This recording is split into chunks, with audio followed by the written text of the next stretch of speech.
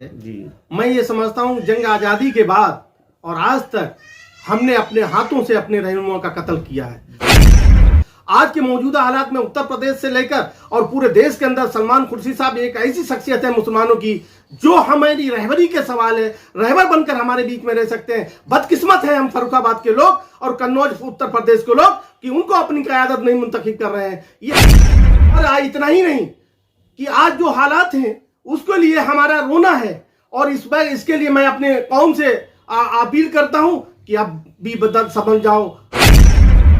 आज जिस तरीके से आपने देखा होगा पिछले हालात में यहां मुसलमानों की क़यादत को खत्म किया जा रहा है, कत्ल किया जा रहा है। चाहे आजम खान ले लीजिए, इमरान सोलंकी को ले लीजिए, चाहे अतीक अहमद को ले लीजिए।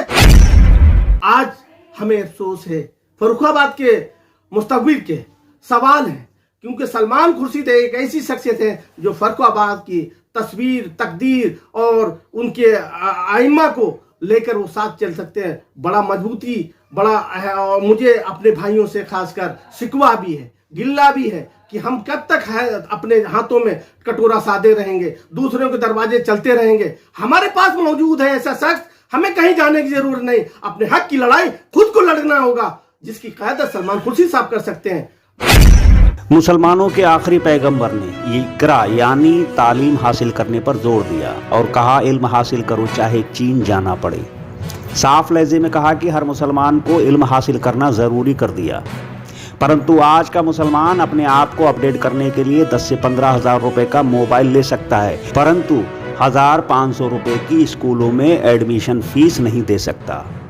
ज़्यादातर स्कूल कॉलेजों में भी भेदभाव का शिकार मुसलमान ही होते हैं। सिर्फ स्कूल कॉलेज में ही नहीं, आज के दौर में हर प्लेटफार्म पर मुसलमानों के साथ भेदभाव किया जा रहा है, क्योंकि इसके पास ना तो कोई सामाजिक नेता है और ना ही कोई राजनीतिक नेता। यदि कोई सामाजिक या राजनीतिक नेता इनकी पैरवी के लिए इनकी कौम से निकलकर सामने आता है तो ये उसे खुद दूसरों का एजेंट साबित कर उसकी मजाक उड़ाने में लग जाते हैं। मतलब इनके पास सब कुछ है पर कायदे का दिमाग नहीं। यह लोग खुद को हायर एजुकेशन ही नहीं, कई चीज़ों से अपने आप को दूर रखना चाहते हैं। मुसलमान दरगाह बनाने के लिए चंदा इकट्ठा कर सकता है, मुशायरा जलसा कराने के लिए चंदा इकट्ठा कर सकता है, परंतु स्कूल कॉलेज बनाने के लिए चंदा इकट्ठा नहीं कर सकता। फ़िरका परस्ती के नाम पर लड़ाने वालों मौलानाओं की तकरीर कराने के लिए इनके पास पैसा है, अन्य राजनीतिक दलों के नेताओं की सभाएं कराने के लिए इनके पास पैसा है, मोबाइल ख़रीद कर हर महीने उसमें डेटा डलवाने के लिए इनके पास पैसा है, यानी तमाम फालतू व बेकार के कामों के लिए इनके पास पैसा है, परंतु अपने बच्चों को पढ़ाने के लिए इनके पास पैसा नहीं है। खैर, अब हम चलते हैं खबर की ओर। देश में लोकसभा चुनाव की बिगुल बज चुकी है और इस चुनाव रूपी चक्की में मुसलमान पिसने को तैयार है। हालात ये है कि मुसलमानों ने अपनी गोल टोपी उतारकर लाल टोपी पहननी शुरू कर दी है, जबकि लाल टोपी के लोग इस गोल टोपी वालों को पहचानने से भी इनकार कर देते हैं। हालातों को देखते हुए गोल टोपी वालों की औकात लाल टोपी वालों के लिए सिर्फ बंधुआ मजदूरों जैसी है। लाल टोपी वालों की नज़रों में गोल टोपी वालों की अहमियत सिर्फ दरी बिछाने वालों से ज़्यादा नहीं है, जिसके कई उदाहरण हैं। 2022 के विधानसभा चुनाव में गोल टोपी वालों ने लाल टोपी वालों को अपने सिर पर बैठाया और लाल टोपी वालों ने गोल टोपी वालों का खूब वोट लिया, परंतु जब हिस्सेदारी की बात आती है तो पहचानने से इनकार कर दिया। क्योंकि खबर 2022 के चुनावों के बाद शुरू होती है। गोल टोपी वालों पर जो परेशानियों का पहाड़ टूटा है, इस दौर में उनके साथ एक भी लाल टोपी आकर खड़ी नहीं हुई, परंतु आज जब चुनाव सिर पर आ गया है तो सब अपने अपने बगलों से निकलकर सामने आ गए हैं। काश मुसलमान पासमानदा मुसलमान की भागीदार बनते या उनका झंडा उठाते तो आज इस दौर से नहीं गुजरते। खैर, 2022 जैसे हालात 2024 में फिर बन रहे हैं और गोल टोपी वाले फिर लाल टोपी वालों के यहाँ जाकर पानी पिलाना, झाड़ू लगाना व दरी बिछाने के साथ साथ चंदा कर सभाएं कराने में जुटे हैं और अपने मुस्तकबिल को दरकिनार कर अपने ही सामाजिक व राजनीतिक नेताओं को गलत ठहराकर 5 रुपए के 2 मसाले खा कर अपने ही रहनुमाओं पर भद्दी भद्दी टिप्पणियां कर रहे हैं। इसी के मद्देनज़र यूपी 76 न्यूज़ ने ऑल इंडिया कौमी तंजीम उत्तर प्रदेश के प्रदेश उपाध्यक्ष मोहम्मद तारिक बशीर से जब हमने वार्ता की तब उन्होंने बताया। तारिक भाई, यूपी 76 न्यूज़ में आपका बहुत बहुत शुक्रिया और आपने अपना कीमती वक्त हमें दिया, इसके लिए बहुत बहुत शुक्रिया। मैं आपका भी शुक्रगुजार हूँ कि आपने मुझे वक्त दिया। तारिक भाई, आज के जो माहौल है उसी माहौल को लेकर हम जो चर्चा करेंगे, और लोकसभा चुनाव भी है उस पर भी हम थोड़ी सी चर्चा करेंगे। आज के दौर में जो मुसलमानों के साथ जो हालात पेश हो रहे हैं, जो राजनीतिक दल अपने अपने तरीके से इस्तेमाल कर रहे हैं, उन्हें उनका वोट तो सबको चाहिए, लेकिन बाकी सब आप समझ रहे हैं आज के क्या हालात हैं, तो उस पर आपका क्या कहना है, क्या राय है आपकी? देखिए, जो मौजूदा हालात हैं मुल्क के अंदर जी, हमारा आइन खतरे में है, लोकतंत्र खतरे में है। और जहां तक मुसलमानों का सवाल है जी, मैं ये समझता हूं जंग आज़ादी के बाद और आज तक हमने अपने हाथों से अपने रहनुमा का कत्ल किया है, जिसका एग्जाम्पल आप देखिए मौलाना अबू कलाम आजाद। देश आज़ाद होने के बाद ऐसे हमारे रहबर थे, लेकिन बदकिस्मती ये रही कि हमारे मुसलमानों ने उनको अपना रहबर मुंतखब नहीं किया। आज के मौजूदा हालात में उत्तर प्रदेश से लेकर और पूरे देश के अंदर सलमान खुर्शीद साहब एक ऐसी शख्सियत है मुसलमानों की जो हमारी रहबरी के सवाल है, रहबर बनकर हमारे बीच में रह सकते हैं। बदकिस्मत है हम फर्रुखाबाद के लोग और कन्नौज उत्तर प्रदेश के लोग कि उनको अपनी क़यादत नहीं मुंतखब कर रहे हैं। ये हमारा बड़ा अफसोस है। और इतना ही नहीं कि आज जो हालात हैं उसके लिए हमारा रोना है, और इसके लिए मैं अपने कौम से अपील करता हूं कि आप भी बदल समझ जाओ। अगर कुछ करना है, देश को बनाना है, प्रदेश को बनाना है, फर्रुखाबाद को बनाना है, तो सलमान खुर्शीद को अपने आगोश में लेकर और आगे बढ़ जाइए। आज जिस तरीके से आपने देखा होगा पिछले हालात में यहाँ मुसलमानों की क़यादत को खत्म किया जा रहा है, कत्ल किया जा रहा है। चाहे आजम खान ले लीजिए, इमरान सोलंकी को ले लीजिए, चाहे अतीक अहमद को ले लीजिए, कि अतीक अहमद को विधानसभा के अंदर कुछ लोगों ने सवाल कर और मौजूदा सरकार से ऐसा करवाया, ऐसा उन्होंने कहा कि हम दफन कर देंगे, तो दफन कर दिया।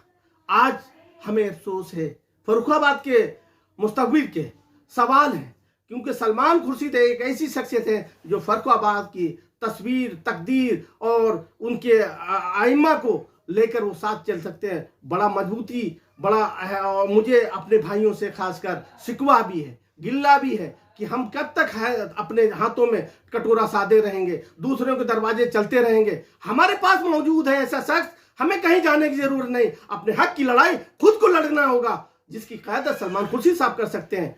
मैं उन लोगों को आह्वान करता हूं और उनसे कहता हूं कि आ जाइए, समझ जाइए, एक नाव पे सवाल हो जाइए। पतवार साथ में है, सलमान खुर्शीद साथ में है, जो आपको मजबूती के साथ लोकसभा के अंदर आपकी आवाज को मजबूती के साथ बोल सकते हैं और आपको हक दिला सकते हैं। आज उत्तर प्रदेश में आज हमारे हुकूकों से लड़ाई आप देखिए, अभी ओबीसी मैरिज अनुदान चलता है, वहां पे अल्पसंख्यक ओबीसी के नाम से तो है, साफ साफ लिखा हुआ है कि ओबीसी आप बिलोंग तो कर रहे हैं, पिछड़ा वर्ग से हैं, लेकिन मुसलमान हैं, इसलिए आपको कन्या अनुदान नहीं दिया जा सकता है। सवाल, एक तरफ सरकार कहती है सबका साथ, सबका विश्वास, सबका मतलब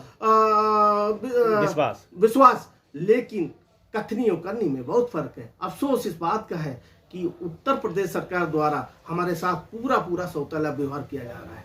इतना ही नहीं, फर्रुखाबाद की मैं मिसाल दे रहा हूं, अल्पसंख्यक शिक्षण संस्थान जिनका टीचर भी हैं और सिर्फ मुसलमानों के लिए है, हमारा अनुदान मिल रहा है, अल्पसंख्यक विभाग के माध्यम से इंटर कॉलेज है। अफसोस है कि एक भी मुसलमानों का इंटर कॉलेज नहीं है, वो सिर्फ गैरों का चाह। हमारा सवाल है कि ऐसा हमने नुमाइंदा बनाया होता, सवाल कर सकता, लेकिन नहीं, हम अपने हकूक, अपनी लड़ाई खुद डैमेज कर रहे हो, हाथ फैलाए हुए।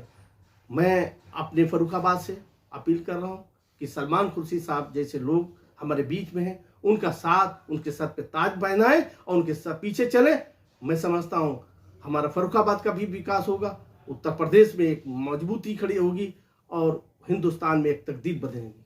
नहीं, सलमान साहब ने जैसे कि ये ऐलान भी कर दिया था कि फर्रुखाबाद से अगर नहीं तो अन्यथा कहीं से नहीं। देखिए, फर्रुखाबाद बिल्कुल उनका घर है, अपना परिवार है, और मैं समझता हूं मैं इसके लिए शुक्रगुजार हूं कि कहीं भी वो जा सकते हैं, हिंदुस्तान के किसी कोने से भी लड़ सकते हैं, लेकिन नहीं, उन्होंने अहद किया, मरना यहाँ, जीना यहाँ, इसके सिवा जाना नहीं। फर्रुखाबाद हमारा घर है, हमारा परिवार है। परिवार में छोटी मोटी बातें होती रहती हैं, लेकिन हम उनके बीच में रहेंगे। हम अभी उनका राज्यसभा के लिए ऑफर आया, तेलंगाना से आया, उन्होंने नहीं, हरगिज नहीं, और अमरोहा से आया कि आप लोकसभा का चुनाव लड़े, नहीं, हमें तो फर्रुखाबाद लड़ना है। अब मैं समझता हूं कि हमारे लोगों के, हमारे मुसलमानों को खासकर जो फर्रुखाबाद के लोग हैं, उनको चाहिए सलमान खुर्शीद को सर पे बिठा लें। और आपको आने वाले वक्त में आपको बता दूं, पूरे उत्तर प्रदेश में एक मुसलमानों का एक रुझान बन गया है कि जो हमारा हक देगा हम उसके साथ खड़े होंगे। हम किसी के बंधुआ नहीं है, मजदूर नहीं है, हमारी शख्सियत है, हम उसके साथ नहीं हो सकते तो हम किसी के साथ नहीं हो सकते। सलमान खुर्शीद का हक मिलना चाहिए, और जब तक सलमान खुर्शीद का हक नहीं मिलेगा, चाहे कन्नौज हो, मैनपुरी हो, एटा, अलीगढ़ हो, कहीं हो, हम किसी के साथ नहीं है। हम उसके साथ चले जाएंगे, वोट नहीं देंगे अलग बात, लेकिन सलमान खुर्शीद को उत्तर प्रदेश से, फर्रुखाबाद से जिताकर जब हम भेजेंगे, दूसरे लोगों को सोचना होगा, अगर नहीं तो अपने हाथ से अपने शख्स को कत्ल करके हम भेज देंगे। नहीं, बहुत से लोग ऐसे हैं, कहने में सुनने में आता, आरोप लगाते हैं कि सलमान साहब सत्ता में रहे, उन्होंने कुछ नहीं किया। देखिए, ये वो लोग कहते हैं जिनको इल्म नहीं है। सलमान खुर्शीद की तारीख उठा के देख लीजिए, उनकी फैमिली ने फर्रुखाबाद के लिए वो किया जो आज तक किसी ने भी नहीं किया। 10 सालों से भारतीय जनता पार्टी के सांसद हैं, 8-10 साल समाजवादी पार्टी के सांसद रहे, साक्षी महाराज रहे, किसी ने आज तक उनसे सवाल नहीं किया। जो भी किया फर्रुखाबाद में वो सिर्फ खुर्शीद आलम साहब और सलमान खुर्शीद के अलावा किसी ने नहीं किया। आपने देखा होगा, ग्रीन एक्सप्रेस वे निकल के शाहजहांपुर जा रहा है, भारतीय जनता पार्टी के नीचे से लेकर ऊपर तक सरकारें हैं, 4 विधायक, 1 सांसद, उत्तर प्रदेश में सरकार, देश में सरकार, उसके बावजूद भी फर्रुखाबाद उपेक्षित है। गंगा के किनारे, गंगा के एक्सप्रेस वे, वो भी शाहजहांपुर जा रहा है। बदकिस्मती, अगर सलमान खुर्शीद यहां से नुमाइंदगी किए होते तो ये फर्रुखाबाद होकर आगे जाता। तो ये हमारे बदकिस्मती है फर्रुखाबाद के लोगों की, हमारी अपनी सबकी बदकिस्मती है कि हमारे बीच में ऐसा हीरा है जिसको हम पहचान नहीं सक पा रहे। और अगर नहीं पहचाना तो मेरा यह मानना है हम मिट जाएंगे, बर्बाद हो जाएंगे, हमारा कोई पुरसा हल नहीं होगा।